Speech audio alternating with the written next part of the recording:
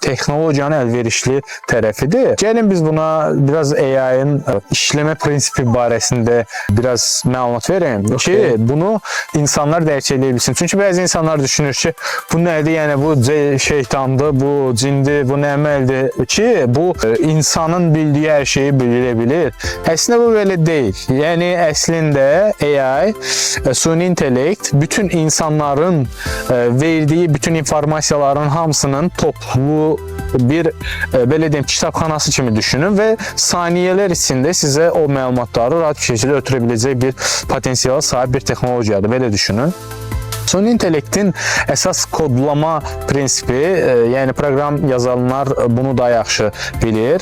Kodlama prinsipi əsasən algoritmik kodlar üzərindədir ki, bu algoritmlər əsasında zaten o informasiyanı avtomatik olaraq insan beyni kimi toplayır və bütün özündə cəmləyir. Daha sonrasında isə insan təfəkkürü kimi onu cavablandırmağa, hətta onu inkişaf elətdirməyə, yəni o zəkanı inkişaf elətdirməyə qadir bir algoritmik kodlar sayəsində bu baş verir.